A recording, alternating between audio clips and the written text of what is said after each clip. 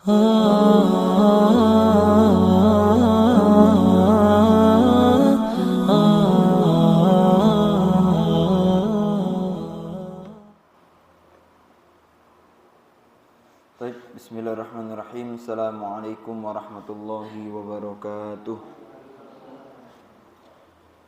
Innal hamdalillah nahmaduhu wa nasta'inuhu wa nastaghfiruhu wa natubu ilaih wa na'udzu billahi min syururi anfusina wa min sayyiati a'malina may yahdihillahu fala mudilla lahu wa may yudlil fala hadiya lahu asyhadu an la ilaha illallah wahdahu la syarika lahu wa asyhadu anna Muhammadan abduhu wa rasuluh. Allahumma salli ala Muhammad wa ala ali Muhammad kama sallaita ala Ibrahim wa ala ali Ibrahim wa barik ala Muhammad wa ala ali Muhammad kama barakta ala Ibrahim wa ala ali Ibrahim fil alamin innaka Hamidum Majid. Qala Allah ta'ala fil Qur'anil Karim, ya ayyuhalladzina amanu taqullaha haqqa tuqatih wa la tamutunna illa wa antum muslimun. Amma ba'd, Allahumma anfa'na bima 'allamtana wa 'allimna ma yanfa'una warzuqna uluman tanfa'una fid dini wad dunya wal akhirah. Rabbana zidna ilma warzuqna fahma. Allahumma rzuqna fahman nabiyyin wa hifdzal mursalin wa ilhama malaikatikal muqarrabin. Rabbana shrah lana sudurana wa yassir lana umurana wahlul 'uqdatan min alsinatina yafqahu aqwalana. Amin ya rabbal alamin. Ikhwati fillah, jamaah Masjid Al-Irsyad Tulungagung yang dirahmati dan dimuliakan oleh Allah. Alhamdulillah kita dapat berkumpul lagi untuk mengkaji kitab Allah Subhanahu wa taala, untuk saling mempelajari ilmunya Allah, kalamnya Allah. Semoga dengan kita mengkaji kalamullah kita mendapatkan ketenangan hati, mendapatkan cahaya-cahaya hati, mendapatkan rahmat Allah, mendapatkan naungan atau mendapatkan dekapan dari para malaikat, dan nama kita selalu disebut oleh Allah Subhanahu wa taala di halayaknya. Maka insyaallah mereka atau kita yang sering mengkaji Al-Qur'an, maka kita akan dekat dengan pengenalan Allah Subhanahu wa taala, akan kebaikan-kebaikan yang kita jalani. Amin ya rabbal alamin. Ikhwati fillah, insyaallah kita melanjutkan kajian tafsir Al-Qur'an sebagai pedoman hidup kita. Ya, Al-Qur'an sebagai penunjuk arah jalan kita. Al-Qur'an menjadi cahaya-cahaya kita, supaya hidup kita ini tidak terlalu optimis dalam kebaikan, tapi kita lupa untuk menggunakan cahaya Quran. Kita terlalu optimis untuk suatu hal yang kita anggap baik, ternyata kita lupa haluan Al-Qur'an. Padahal Al-Qur'an ada di hadapan kita. Al-Qur'an hadir di dekat dengan kita, tapi kita lupa untuk mengkajinya. Ikhwati fillah rahimani wa rahimakumullah, kita masuk di ayat ke-130 ya. Surat Al-Baqarah ayat 130, tapi kita ulangi sedikit di 129. Allah Ta'ala berfirman, Rabbana waba'at fihim rasulan. Ini doanya. Penerapan terhadap ilmu, itu namanya juga hikmah. Karena ada orang itu punya ilmu, tapi nggak tahu caranya menerapkan bagaimana. Tahu ilmunya, cuman caranya gimana nggak tahu. Tahu ilmunya, cuman cara mendakwahkannya nggak tahu.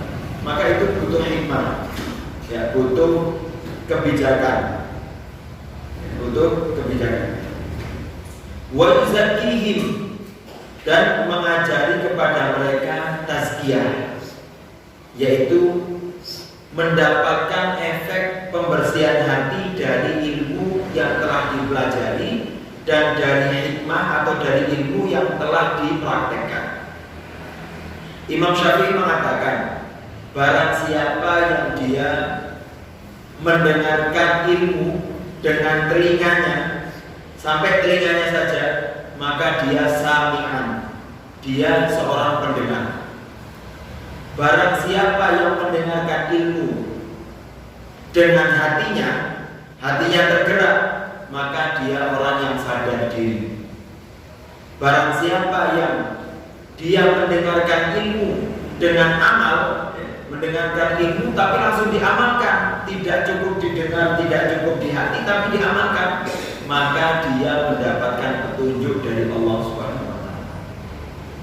Maka ini introspeksi buat kita. Kalau selama ini kita mendengarkan ilmu hanya cukup di telinga, sampai di telinga, belum pernah masuk hati, apalagi diamalkan, maka ilmu sebatas seperti dongeng yang hanya kita dengarkan saja. Tapi kalau sudah masuk hati, mulai sadar diri, kalau kita bisa amalkan, maka itu betul-betul ilmu menjadi petunjuk. Wa yuzakkihim, yaitu membersihkan hati kita semua. Innaka antal azizul hakim, sesungguhnya engkau ya Allah ya maha kuat dan maha bijaksana, maha mulia dan bijaksana. Dan tadabbur yang bisa kita ambil juga, Rabbana wa ba'ath fihim rasulan, ini yang sudah kita sampaikan, artinya tidak ada sebuah umat yang utuh dalam kebaikan kecuali harus ada guru yang selalu mengajarkan atau mengembalikan manusia kepada jalan yang benar. Tidak bisa seseorang hidup tanpa guru, nggak bisa. Hidup secara pribadi atau hidup secara umat itu tidak bisa menjadi hidup yang baik kecuali harus ada guru di sini. Karena guru tugasnya mengingatkan orang-orang yang lalai dan menguatkan orang-orang yang mendengar, orang-orang yang sudah baik. Karena Imam Syafi'i juga mengatakan, bertanya itu tidak harus nggak tahu. Bertanya itu bisa jadi kita tahu, tapi kita juga tanya, boleh. Untuk apa? Untuk memperkuat. Bertanyanya seseorang karena tidak tahu, itu supaya dia tahu. Tapi bertanyanya orang yang tahu, itu fungsinya agar memperkuat. Kadang dari jawaban yang kita tanyakan kepada seorang guru, padahal kita tahu ilmunya, kadang kita akan mendapatkan hal-hal yang baru yang belum melengkapi apa yang kita ketahui. Maka ini fungsinya seorang guru adalah memperkuat keimanan kita atau keilmuan kita. Innaka antal azizul hakim, sesungguhnya engkau zat yang maha mulia dan maha bijaksana. Kemudian Allah Subhanahu wa taala berfirman dalam di ayat 130 selanjutnya, wa man yarghabu an millati Ibrahim illa man safiha nafsa, barang siapa yang yarghabu an itu artinya barang siapa yang tidak menyukai millahnya Ibrahim, agamanya Ibrahim, illa man safiha nafsa, maka sesungguhnya dia orang yang bodoh, orang yang tidak mampu menggunakan ilmunya, tidak mampu menggunakan dengan baik ilmunya. Itu namanya safi. Jadi safi itu bukan, kalau bodoh itu dia tidak tahu saja, itu namanya bodoh, jahil. Tapi kalau safi, sebagaimana Allah Ta'ala mengatakan, wala tu'tu amwalakum as-sufaha, jangan kau berikan hartamu kepada para sufaha. Sufaha kalau dalam terjemahan ini hanya bodoh, padahal sufaha itu gimana? Bukan, sufaha itu gini, dia punya uang tapi nggak tahu cara mengelola uang itu bagaimana. Itu namanya sufaha. Uang itu nggak bisa kita kasih, apalagi ini urusan warisan. Ada orang itu kadang kita sampai membahas warisan itu panas. Sebetulnya warisan itu nggak panas, tapi warisan itu ketika diturunkan, yang menerima itu nggak siap untuk mengelola uang itu. Dia selama ini cuma tahu ilmu mengelola uang 1 juta. mendadak ayahnya ngasih dia atau mewariskan kepada dia uang 1 miliar, maka dia akan mentasarruf atau mengelola uang 1 miliar itu sebagaimana dia mengelola uang 1 juta. Royal, dibuang-buang kayak dia cuma punya uang 1 juta, padahal 1 miliar yang dipunya. Karena apa? Karena dia nggak punya ilmu untuk mengelola uang itu, nggak tahu. Itu namanya safi. Maka kita nggak bisa memberikan uang, memberikan amanah kepada orang yang tidak mampu untuk mengelola itu. Maka di sini Allah Ta'ala mengatakan wa man yarghabu an millati Ibrahim. Dia tahu milahnya Ibrahim itu, tahu agamanya Nabi Ibrahim, tapi dia tidak menyukai, maka dia termasuk orang-orang yang safiha nafsah. Dia yang bodoh dirinya, tidak bisa menggunakan agama Ibrahim yang mulia itu untuk dijadikan pedoman hidup. Yarghob itu artinya nggak suka. Seperti orang yang nggak mau jual, bukan takdir, bukan ya. Dia sebetulnya mampu jual, gitu, tapi dia nggak mau jual, nggak mau nikah. Makanya Nabi mengatakan faman raghiba an sunnati falaysa minni. Barang siapa yang nggak suka terhadap sunnahku, maka dia bukan termasuk. Padahal dia mampu untuk nikah, dia mampu untuk tidur malam, dia mampu untuk nggak puasa, artinya puasa nggak puasa. Dia mampu untuk tidur dan sholat tahajud, dan dia mampu untuk menikah. Tapi dia nggak mau menggunakan kenikmatan itu. Nggak mau. Contoh orang yang saya kuat puasa terus gitu. Tapi agama ini mengajarkan kepada kita untuk tidak puasa terus. Tapi kita ada jeda untuk puasa, ada jeda untuk tidak puasa. Supaya apa? Supaya memperkuat apa yang telah menjadi ibadah kita nanti. Besok puasa, ketika sekarang nggak puasa, maka kenikmatan kita untuk menjumpai puasa itu ada.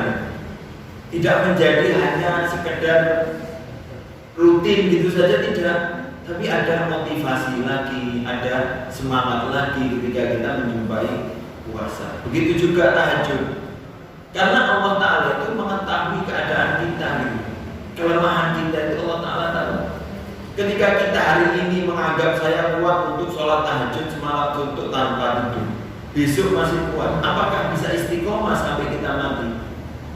Jangan-jangan naudzubillah ketika kita sudah semangat sampai 1 bulan, terus kita sakit, terus kita trauma terhadap tahajud itu sendiri. Padahal Rasulullah mengatakan fa inna 'alaika fi jismika haqqun. Sesungguhnya di dalam tubuhmu itu ada hak bagimu, ada haknya. Fa inna fi 'ainika haqqun, dan di matamu juga ada haknya. Badan kita punya hak untuk istirahat, mata kita juga punya hak untuk istirahat. Bahkan Anda pernah dengar dari Ustaz Muhammad Khalid Abri di Surabaya, salah satu hikmah kenapa kok tidur itu disunahkan untuk dimatikan lampunya, artinya agak remang-remang atau gelap. Kenapa? Agar kulit kita tidak hanya mata yang istirahat, tapi kulit kita juga perlu istirahat, tidak memantulkan cahaya. Biar betul-betul istirahatnya tuntas, seluruh tubuh, bahkan kulit pun perlu istirahat, tidak memantulkan cahaya. Itu kan berarti hak yang harus kita berikan kepada mereka, supaya kalau hak-hak itu tersampaikan, maka dia akan semangat lagi untuk menjalankan tanggung jawab selanjutnya. Itu namanya syariat, gitu ya. Itu kenikmatan ibadah. Maka Allah Ta'ala mengatakan barang siapa yang tidak menyukai milahnya Ibrahim, ya maka dia kecuali orang yang telah safiha nafsa, ya. Sebetulnya agama Ibrahim itu bisa memperbaiki jiwanya, memperbaiki akhlaknya, memperbaiki hubungan sosialnya. Tapi ketika dia tidak mampu menggunakan, maka dia termasuk orang-orang yang safi, orang-orang yang bodoh. Walaqad istafainahu fid dunya. Sedangkan kita telah muliakan, kita telah pilih Nabi Ibrahim itu di dunia.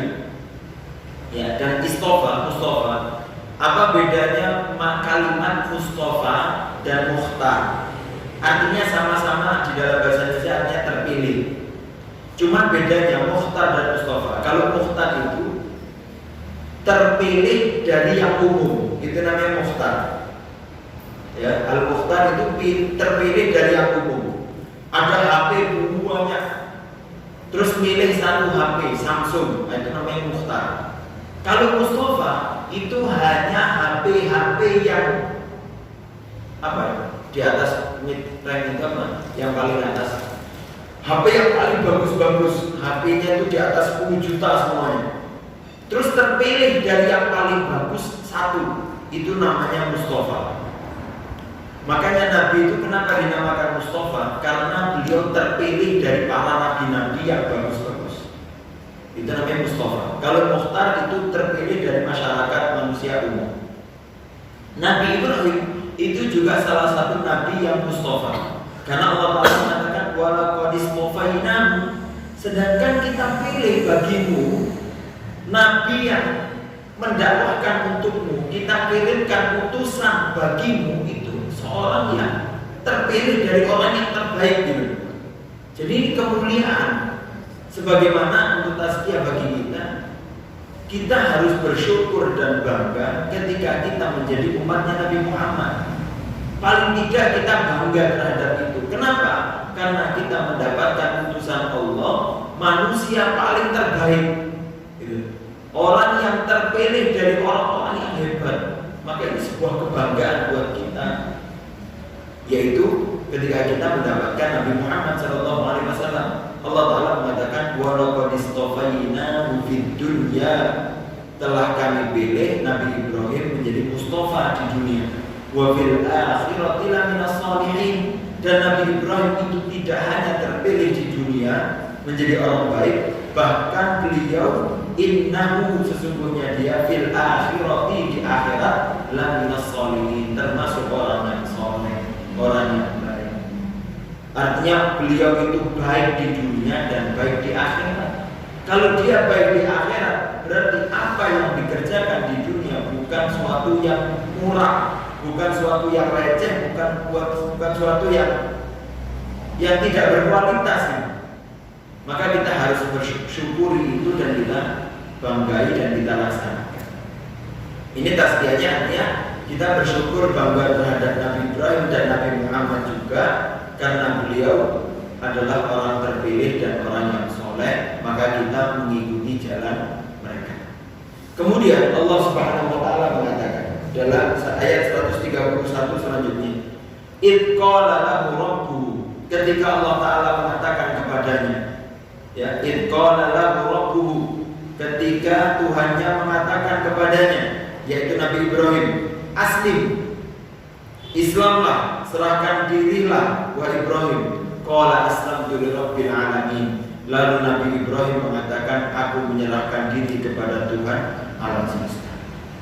Ini maknanya, ma'asyiral muslimin rahimani wa rahimakumullah.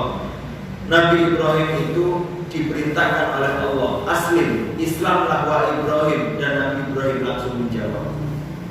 Ini artinya bukan sebelumnya Nabi Ibrahim tidak muslim, tapi Allah Ta'ala perintahkan, Allah Ta'ala nasihatkan kepada orang yang sudah tahu, gunanya agar memperkuat dan istiqomah. Ini juga perlu bagi kita, masyarakat muslimin. Kadang kita ini tahu ilmu, tapi kadang ilmu itu juga datang lagi ke kita, tidak sekali dua kali, padahal kita tahu ilmunya. Lalu kita sebagai pendengar, jangan sampai kita menganggap aku sudah tahu ilmunya dan aku nggak perlu nasihat. Padahal nasihat itu harus selalu ada bagi kita, dan hak setiap muslim adalah mendapatkan nasihat. Supaya apa? Supaya memperkuat ilmu kita dan istiqomah.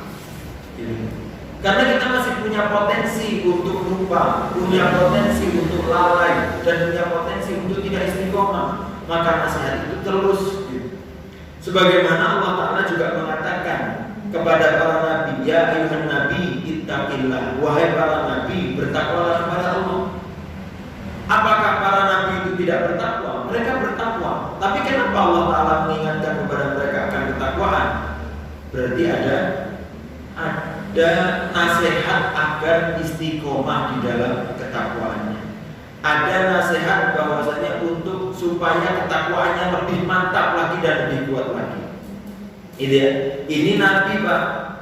masih perlu nasihat, perlu diingatkan lagi meskipun sudah Islam dan sudah bertakwa, apalagi kita gitu.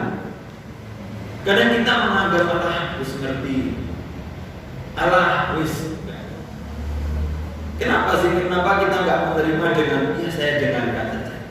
Toh juga ada kebaikan. Anak pernah ini, qadarullah, mungkin anak pernah sampaikan. Anak pernah waktu Allah yarham Ustaz Hisam itu khutbah di Kediri. 3 kali anak ikut khutbahnya, 3 kali materinya sama. Sampai di terakhir di Banaran itu Ustaz Hisam rosotnya izin gitu. Antum ikut terus anak gitu. Waktu di Kediri. Wallahi anak berharap anak ikut, nggak apa-apa materi sama, tetap anak dengarkan gitu. Wallahi setiap apa yang dapat meskipun materi sama, di pertama, di kedua, dan di ketiga itu mendapatkan ilmu yang baru. Karena apa? Karena bisa jadi di materi yang pertama ketika anak dengar, di kedua, yang di pertama anak lupa atau anak nggak dengar. Terus di materi yang ketiga bisa jadi anak lupa dari yang pertama kedua, atau anak belum pernah dengar di pertama kedua, atau yang di pertama kedua belum kuat di anak itu. Dan apa yang terjadi? Materi itu sampai sekarang anak masih ingat. Karena apa? Karena murojaah 3 kali. Dan hadis dalilnya itu tentang tentang bagaimana manusia ketika sebelum diciptakan itu punya perjanjian dengan Allah Subhanahu wa taala itu. Bala syahidna, kita menyaksikan, kita betul-betul menyaksikan ya Allah ketika Allah taala mempertanyakan gimana? Alastu birabbikum. Bukankah aku dengan Tuhan? Bukankah aku ini Tuhanmu? Kemudian manusia mengatakan bala syahidna. Iya, kita mengikrarkan bahwasanya engkau adalah Tuhan kami. Itu materinya sama ingat.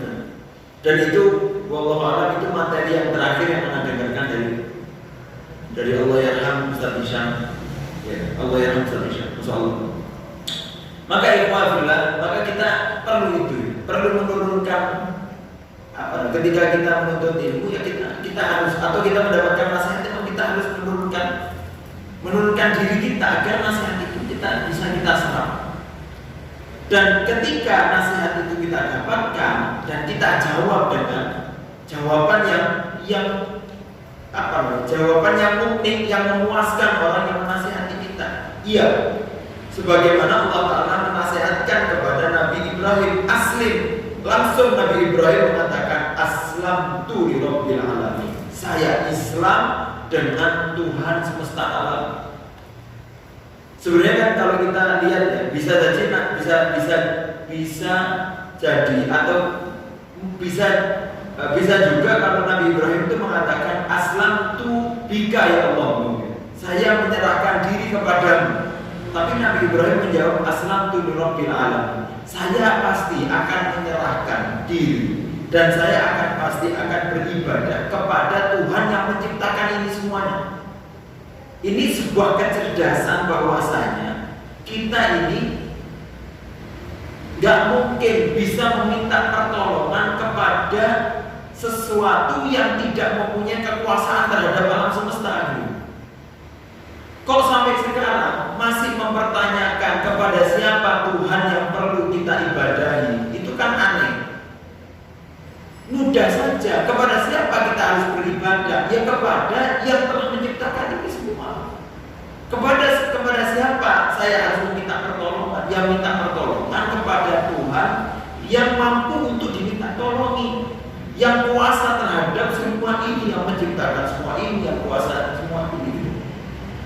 Kan lucu beribadah sama anaknya, kenapa nggak sama bapaknya langsung? Nyembah Yesus, anaknya Tuhan, kenapa sama anaknya? Kenapa nggak langsung? Nyembah sama patung, karena walinya, perwakilan, kenapa nggak langsung? Kenapa harus perantara? Kenapa? Toh kita ini harus dekat dengan Tuhan kita, kita harus kenal. Jangan-jangan kalau kita terlalu nikmat minta kepada selain Allah Subhanahu wa taala, jangan-jangan bisa jadi kita lupa terhadap Tuhannya langsung. Ini kecerdasan Nabi Ibrahim mengatakan aslamtu lirabbil alamin. Saya akan serahkan diri kepada semesta ini. Dan Allah Ta'ala emang itu yang diminta oleh Allah Ta'ala itu. Kamu beribadahlah, serahkan dirimu kepada siapa? Ya kepada yang menciptakan dan mengatur ini semuanya. Gak usah sulit-sulit untuk berpikir. Cukup itu karena yang menciptakan dan merawat itu yang mempunyai segala pujian. Alhamdulillahirabbil alamin. Cukup dengan itu kita langsung kembali kepada Allah Subhanahu wa taala. Gak perlu dipertanyakan, gak perlu bingung lagi. Ini katanya ada yang terbaru apa? Mengaku Tuhan, mengaku apa? Gak sekedar nabi di Indonesia ini kemarin katanya mengaku Tuhan. Ini kan aneh. Yang lebih aneh lagi ada pengikutnya. Masya Allah, dodolan ngono ya cek payu. Kenapa ya? Karena ilmu akalnya ini nggak dipakai gitu. Padahal kalau dia muslim baik, itu akalnya akan selalu aktif. Gak ada muslim baik akalnya nggak aktif, itu nggak ada. Karena Islam itu akal, adanya Islam itu untuk mengaktifkan akal yang ada di kita. Karena orang-orang yang tidak muslim itu tidak menggunakan akal. Di surat Al-Mulk Allah Ta'ala mengatakan waqalu law kunna nasma'u aw naqilu ma kunna fi ashabis sa'ir. Mereka itu yang di neraka mengatakan kalau umpama dulu kita mendengar dan mau berakal, kita nggak mungkin masuk neraka. Artinya kalau dia mau mendengar dan akalnya aktif, semua akan kembali kepada Islam. Semua akan menyembah Allah. Sayangnya telinga sama akalnya nggak digunakan sehingga banyak pelencengan, banyak nggak jelas. Mau nyembah aja bingung ke siapa gitu, cari-cari. Cukup kita mengenal adanya bumi, ada langit, siapa yang menciptakan ini, itulah yang berhak untuk kita sembah. Maka kalau kita dapat dia adalah Allah, maka kita menyembah kepada Allah Subhanahu wa taala. Itu ya. Kemudian di ayat yang 133 Allah Ta'ala berfirman, wa wassa biha Ibrahim banihi wa Ya'qub ya baniya innallaha astafa lakumud-din fala tamutunna illa wa antum muslimun. Dan ketika wa wassa biha Ibrahim, ketika Nabi Ibrahim mewasiatkan kepada anak-anaknya, wa Ya'qub, dan Nabi Yakub juga mewasiatkan kepada anak-anaknya. Nah ini Masya Allah, ini orang tua yang bisa menjadi contoh untuk anaknya, dan anaknya yang bisa mendapatkan contoh atau melakukan dari contoh ayahnya. Nabi Ibrahim itu mewasiatkan, memberikan nasihat-nasihat kepada anaknya, ya, kepada Nabi Ismail dan Nabi Ishak. Lalu Nabi Ismail dan Nabi Ishak juga mewasiatkan kepada anaknya. Begitu juga anaknya Nabi Ishak yaitu Nabi Yakub, beliau juga menggunakan wasiat atau nasihat-nasihat para ayah-ayahnya dulu untuk disampaikan lagi kepada anak-anak. Ini artinya ilmu yuntafa'u bihi, ilmu yang selalu bermanfaat. Maka orang tua yang mempunyai wasiat, yang mempunyai nilai-nilai ilmu yang disampaikan kepada anak, lalu anak itu menggunakan terus, gitu ya. Atau kita sebagai anak yang harus pintar juga. Kadang kita perlu mememori ayah kita dulu itu pernah nasihat baik apa ya di saya.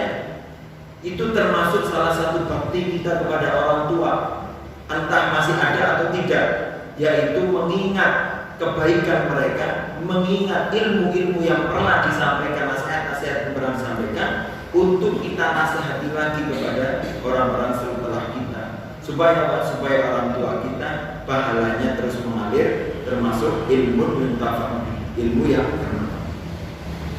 Innallaha astafa lakumud-din, ya. Allah Ta'ala telah memilih Islam bagi kalian. Wasiatnya adalah keislaman, penyerahan diri kepada Allah. Dari zaman Nabi Ibrahim temurun-temurun sampai anak-anaknya, semuanya nasihat akan keislaman, penyerahan diri kepada Allah Subhanahu wa taala. ini adalah agama pilihan, agama yang terpilih dan agama yang diridhoi oleh Allah SWT, maka fala tamutunna illa wa antum muslimun. Maka kamu, kalau orang tuamu semuanya orang-orang cerdas ini beribadah menyerahkan diri dengan agama pilihan Allah, yaitu agama Islam, maka kamu jangan meninggal, fala tamutunna, dan jangan sekali-kali kamu meninggal. Bahasa Arabnya meninggal itu maut, fala tamutu. Tapi Allah Ta'ala menggunakan tunna, nunnya itu tasdid kuat. Itu artinya taukid kubro. Jadi penekanannya itu luar biasa. Fala tamutunna, dan kamu jangan sekali-kali meninggal illa kecuali wa antum muslimun, kecuali kamu itu dalam keadaan muslim, dalam keadaan menyerahkan diri kepada Allah SWT. Berarti apa? Berarti nasihat yang tadi aslim, qala aslamtu li rabbil alamin, itu nasihat buat kita agar istiqomah terus. Allah Ta'ala juga pernah mengatakan di ayat ya ayyuhalladzina amanu aminu, wahai orang-orang beriman, berimanlah kalian. Apakah belum beriman? Ya sudah beriman. Tapi apa? Biar semakin kuat, semakin istiqomah, supaya keimanan itu terus dijaga sampai dia meninggal. Jadi istiqomah. Karena tidak ada gunanya kita kalau sekarang muslim tapi tidak istiqomah sampai meninggal. Maka perintahnya adalah kita istiqomah sampai akhir hayat kita. Amin ya. Kemudian Allah Ta'ala berfirman di ayat 133, Am kuntum syuhada. Ini wasiatnya. Tadi kan wasiat globalnya adalah Islam. Sekarang wasiatnya apa? Allah Ta'ala mengatakan Am kuntum syuhada, wahai orang-orang Yahudi, ya, orang-orang Yahudi, Am kuntum, apakah kamu ketika itu ada menjadi saksi, melihat, mengetahui keadaan itu, ya, pernah mendengarkan keadaan itu? Apa? In hadara Ya'qub, ketika Nabi Ya'qub itu hadara Ya'qub al-maut, ketika kematian hadir di Nabi Ya'qub. Artinya ketika Nabi Ya'qub mau mati, ya, sudah mau meninggal, mau nazar. Idqala libanihi, ketika itu Nabi Ya'qub mewasiatkan, menasihatkan kepada anak-anaknya. Wasiat sebelum mati. Kira-kira kalau wasiat sebelum mati itu wasiat penting atau remeh? Penting. Pasti pilihan dari pilihan. Karena waktu tinggal sedikit. Kalau tidak amblas, nggak bisa wasiat. Maka wasiat yang paling penting ketika itu yang disampaikan. Kira-kira wasiatnya apa? Kalau zaman sekarang ini wasiatnya apa? Dum-dum toko, dum-dum warisan, mumpung burung mati. Ya sekarang seperti itu. Anaknya dikumpulin, ada yang dari Jakarta, Surabaya dikumpul. Karena orang tuanya sudah umur. Padahal cuma sakit, belum tentu mati, dikumpulkan. Kenapa? Datang semuanya. Kenapa? Karena abah mau wasiat bagi-bagi warisan. Kalau warisan itu tidak bisa dibagi ketika orangnya masih ada, itu nggak bisa dibagi. Itu namanya wasiat. Itu namanya hadiah. Ini ada yang salah kaprah di zaman sekarang ini. Dia belum meninggal, tapi sudah dibagi warisan. Warisan itu bisa dibagi ketika yang punya sudah meninggal. Lalu apa namanya pembagian sebelum dia meninggal? Pembagian sebelum meninggal namanya hadiah. Lah kalau hadiah itu artinya bukan pemindahan hak setelah mati. Kalau pemindahan hak setelah mati namanya wasiat.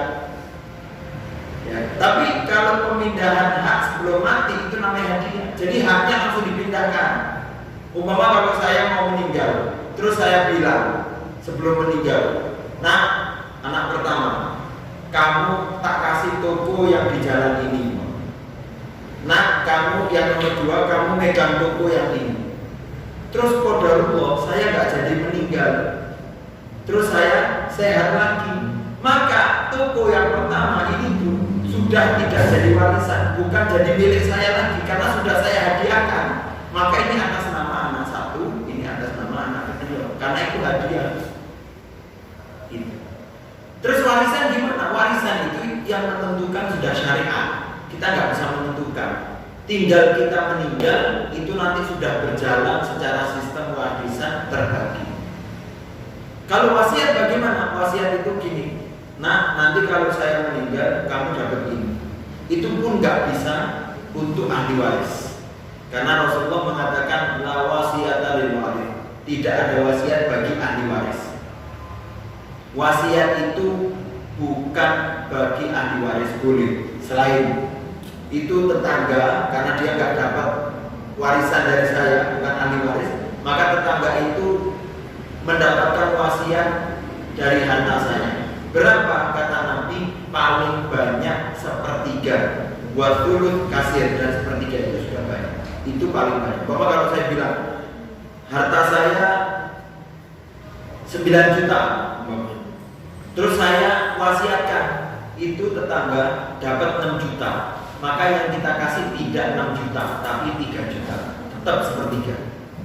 Itu namanya wasiat ya, dan itu nunggu kita mati baru wasiat. Dan waris itu sistemnya sudah terbagi dari ketika kita sudah meninggal. Ini ya, karena salah kaprahnya sekarang gitu, warisan dibagi nggak adil antara anak ya, antara anak orang tuanya nggak bisa bagi benar ya, nggak bisa bagi benar, kemudian dia nggak meninggal, terus yang sudah dibagi itu masih haknya, itu nggak bisa, itu bukan warisan itu.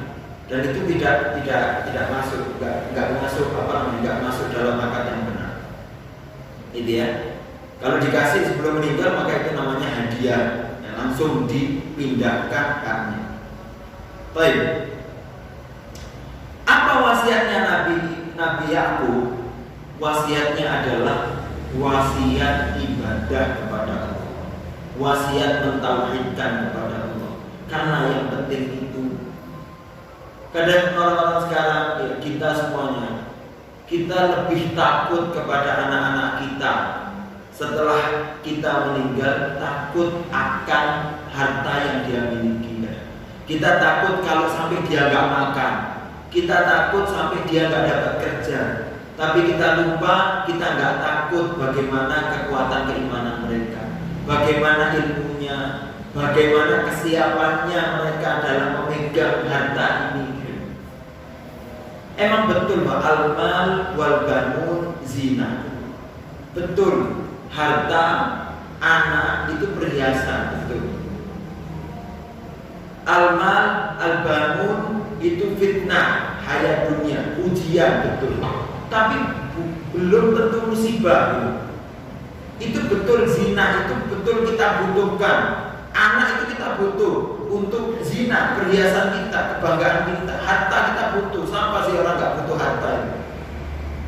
Bohong kalau ada yang mengatakan Nabi itu sederhana, para sahabat sederhana gitu.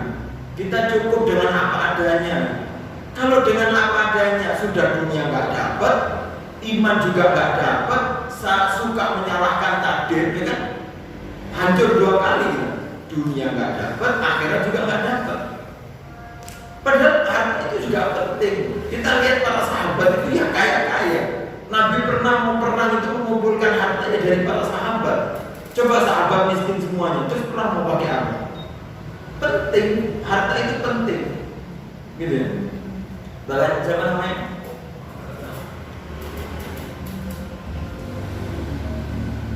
Siapa yang nggak pantas jadi pemimpin itu siapa?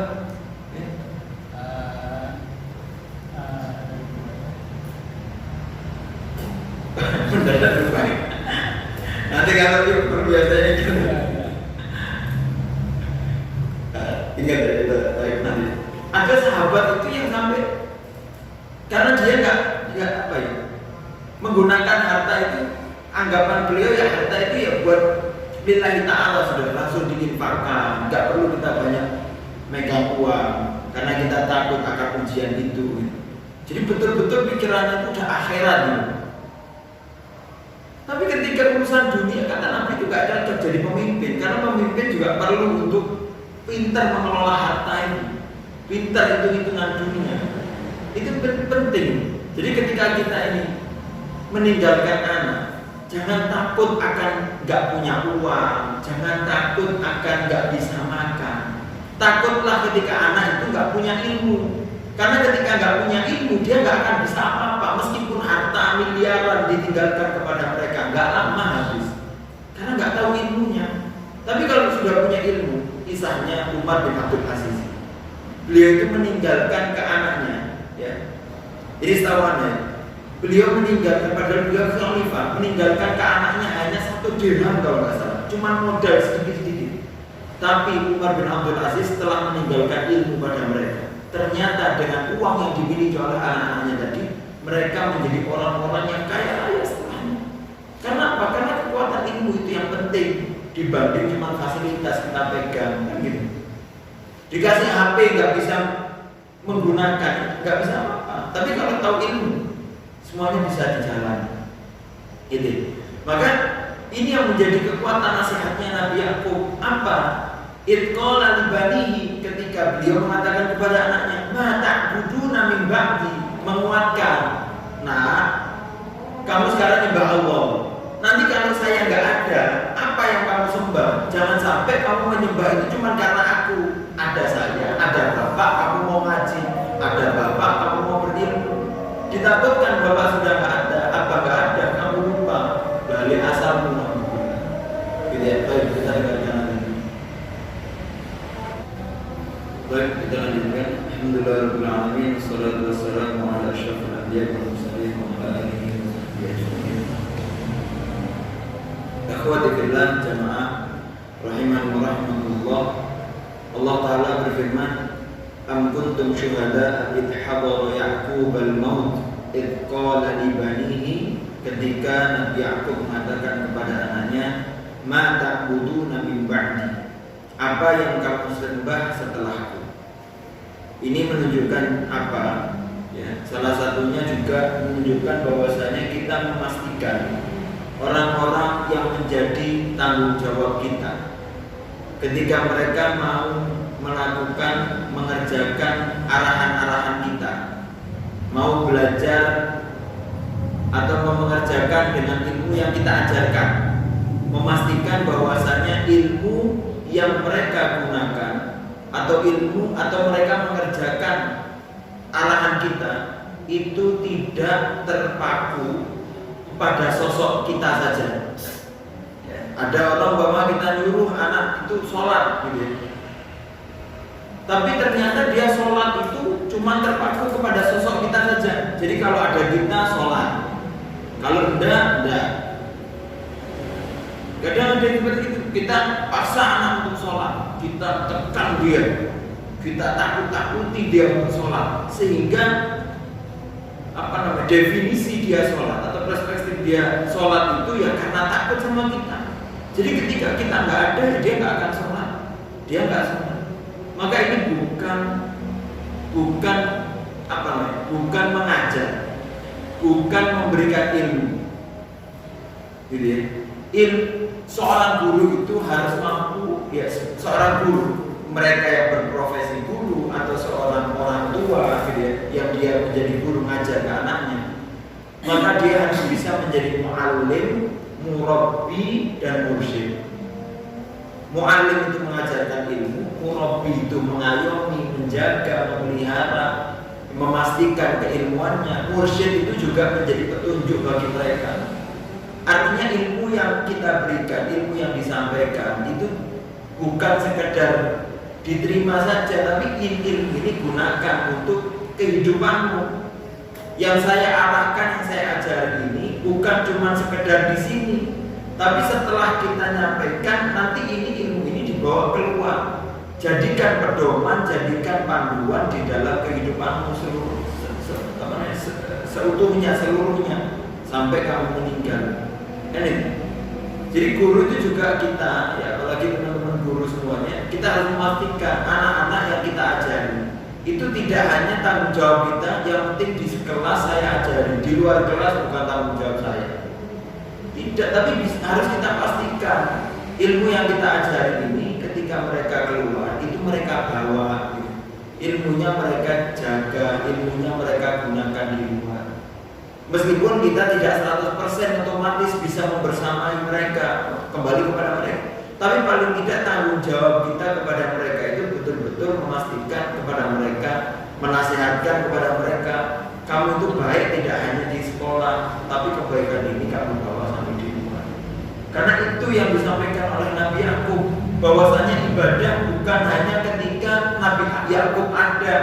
Nabi Yakub ada, Nabi Yakub ngajari ke anaknya, lalu anaknya ibadah. Ketika Nabi Yakub gak ada, mereka tidak. Karena Nabi Yakub mengatakan, ma ta'buduna min ba'di, apa yang kamu sembah ketika saya nanti sudah gak ada, setelahku ini apa yang kamu sembah? Kalau masih sama dengan apa yang saya ajarkan, berarti ilmu berkah, berarti ilmu yang saya ajarkan berkah.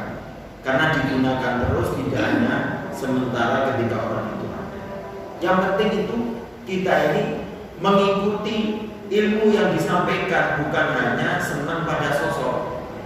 Kalau senang sosok itu memperkuat saja, ya, senang kiai, senang guru, berbuat baik kalau di depan guru, berbuat baik kalau di depan kiai. Keluar lupa, itu cuma gandrungan sosok. Senang sama sosok tapi ilmunya tidak digunakan, dan itu tidak ada manfaatnya. Tidak ada manfaatnya. Dan lebih ini nanti kita disampaikan juga di ayat selanjutnya. Yang apa namanya? Gambarnya gini. Tidak akan ada dampak bagi kita terhadap orang-orang sebelum kita, tapi kita mendapatkan dampak dari orang-orang setelah kita. Jadi orang-orang sebelum kita mau bagaimana, kita nggak mendapatkan resikonya, enggak. Ya, dulu pernah baik, dulu pernah buruk, kita nggak dapat resiko itu.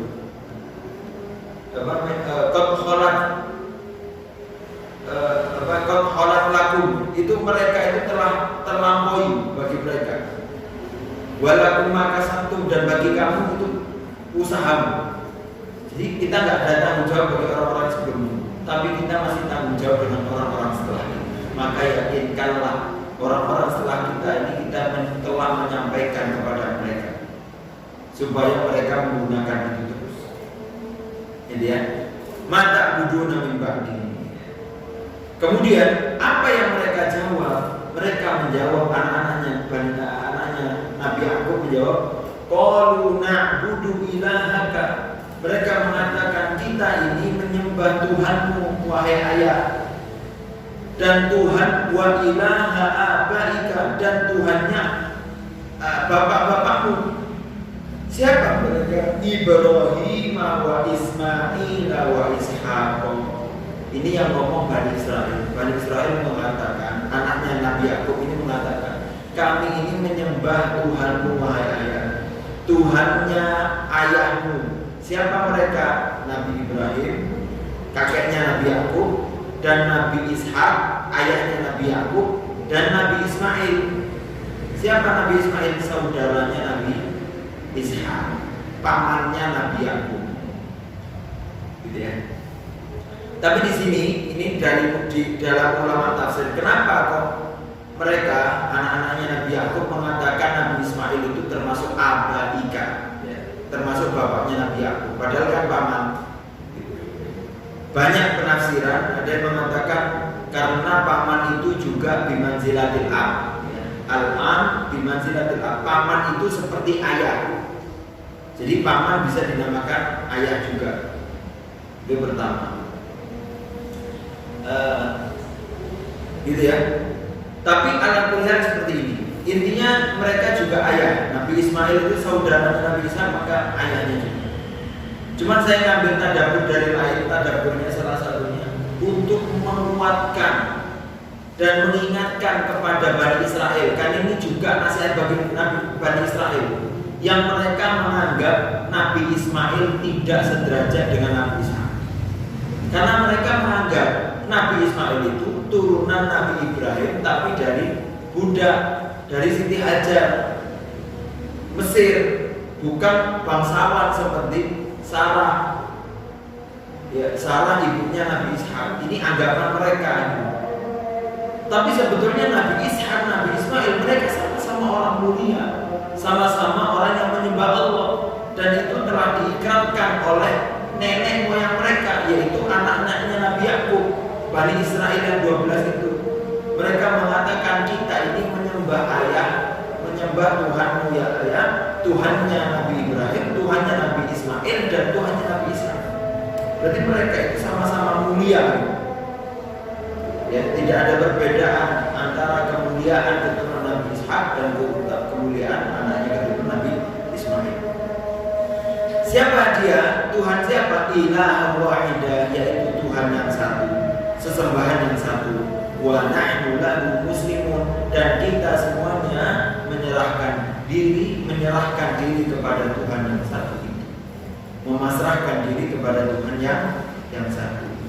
Maka ikhwani fillah, betapa bangganya dan bahagianya seorang ayah yang dapat memastikan kekuatan keimanan anaknya ketika ayah itu tiada, anak itu tetap menjalankan apa yang menjadi pesan-pesan penting yang disampaikan oleh ayahnya. Jangan jadikan anak-anak kita, murid-murid kita, mereka hanya berilmu, beramal ketika hanya ada kita, tapi tidak betul-betul ilmu dan amal itu masuk ke hati mereka menjadi petunjuk dalam kehidupan mereka. Baik, itu saja yang bisa saya sampaikan. Minta maaf kurang lebihnya, semoga bermanfaat. InsyaAllah ini di ayat selanjutnya, tilka ummatun qad khalat laha ma kasabat wa lakum ma kasabat. InsyaAllah ini pertemuan selanjutnya kita sampaikan. Semoga bermanfaat. Minta maaf kurang lebihnya. Assalamualaikum. Subhanallahi wa bihamdihi, asyhadu an la ilaha illa anta, astaghfiruka wa atubu ilaik.